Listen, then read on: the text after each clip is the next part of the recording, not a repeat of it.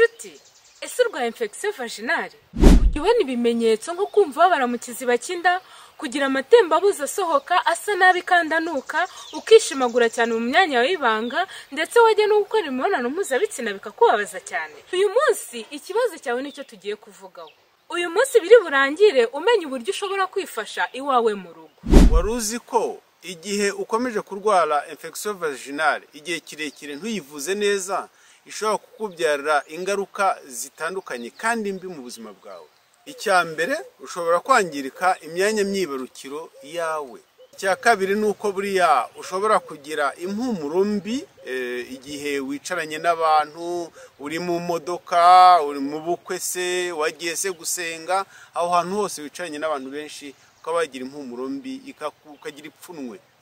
Ushobora kubura urubyaro, ushobora no kuba wakunda gukuramo inda. Ibyo tuvuze haruguru ndetse n'ibindi tutavuze ni ingaruka mbi bishobora kukugiraho igihe utivuje neza infection vaginale. Nubwo bimeze gutya ariko wigira ikibazo.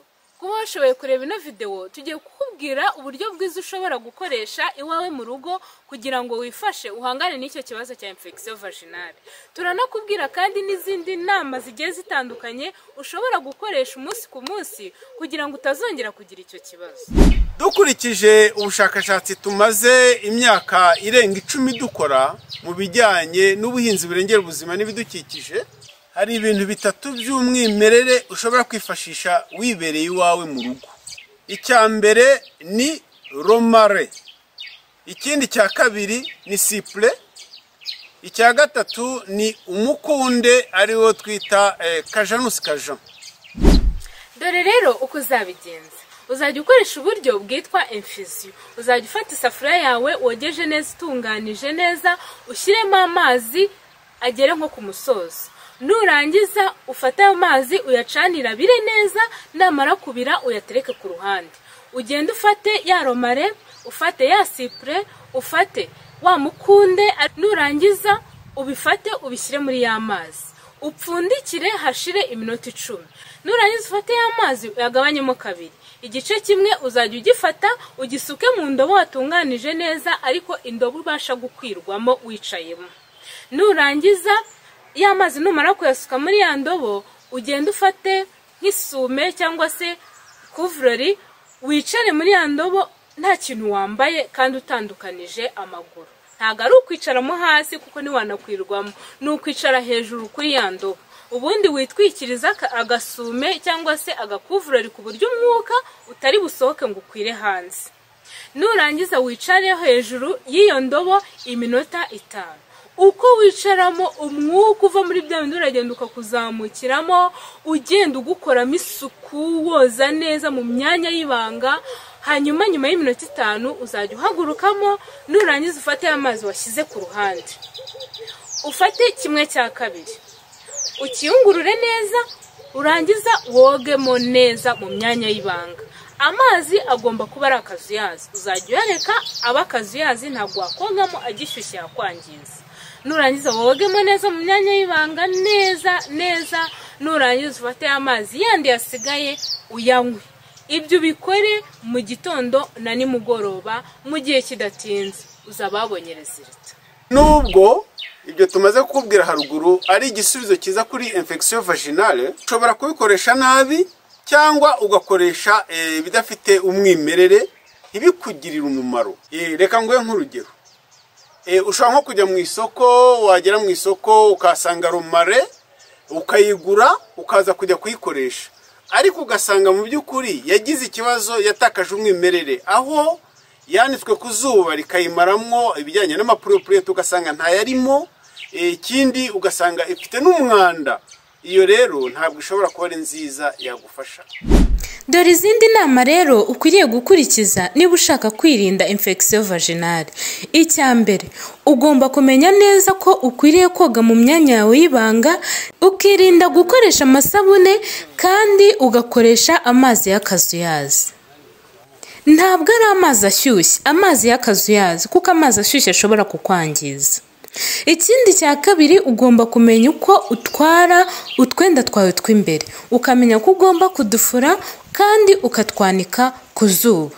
mu gihe utabashije kubona izuba wenda haramutse hasa nabi ukadutera ipasi.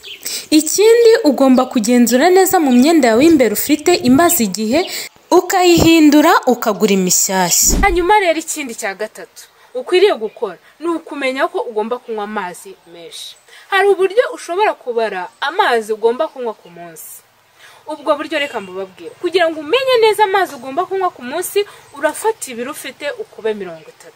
Ikigero uri bubone urugero nabaha, nk'umuntu ufite ibiro 50 afata 50 agakuba 30 akabona 5. Ibyo biba bisobanuye ko agomba kunywa litiro 1.5 ku munsi. Nawe wabibara ukareba amazi ugomba kunywa ku munsi. Unywa amazi menshi nabyo bizagufasha mu kwirinda izo infection. Hari ikindi abantu batamenyereye ariko mu by'ukuri cyagufasha, ni uburyo bwo gukoresha ibyo kurya birimo probiotique. Probiotique ni udukoko twiza dufasha mu igogora, tugafasha kurinda indwara z'amara, cyane cyane tugafasha mu kurinda infection vaginale. Utwo dukoko twiza rero twitwa probiotique dukunda kuboneka mu kivuguto cy'umwimerere. Ikivuguto kitongewemo amasukari, cyateguwe neza, cyatunganijwe neza, cy'umwimerere. Kunda rero gukoresha ikivuguto mu buzima busanzwe uba uri gutuma imyanya yawe y'ibanga igenda ibona amabakteri meza yafasha kurinda ya mabakteri mabi yinjira mu myanya yacu y'ibanga. Ikindi ushobora gukoresha ni ibi bikurikira. Ibijyanye n'isuku, ushobora igihe uri gukora isuku ushobora kwihanagura uturutse imbere ugana inyuma igihe urangije ubwiherero birumvikana, hanyuma ugakoresha amazi meza. Amazi meza ni ngombwa. Ikindi rero buriya no kureba neza ziriya toilette hariya twisukurira, ziriya toilette dukoresha, niba iyo toilette imeze neza, isuku yayo cyane zicarirwa kuko hari ushobora kuza afite infection vaginale akaba yayihasize, nawe wazi kwicara ukayibujyanye nayo. Ibyo rero nabyo ni ukubyitondera, mugahora mukora isuku cyane. Ikindi rero ni uko ugomba uwo mwashakanye nawe ugomba kumushishikariza kuba yajya kwisuzumisha, akaba yakwivuza. Basanze afite ama infection nawe bakaba bamufasha.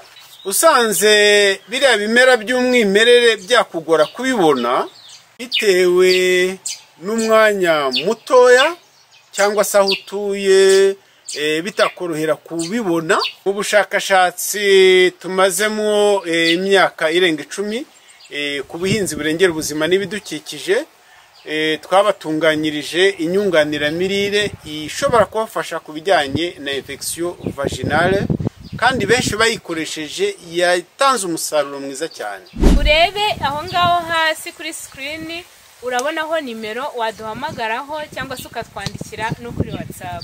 Ikindi kandi niba kino kiganiro hari icyo kigusigiye wumva wungukiyemo byinshi, ukande subscribe, ukoreshe ku nshuti zawe n'abavandimwe, ukande kukazogera kugira ngo tuzajye duhora tubana. Kandi niba ufite n'igitekerezo icyo wifuza ko twazaganiraho ubutaha ujye muri comment, turahari ku bwanyu.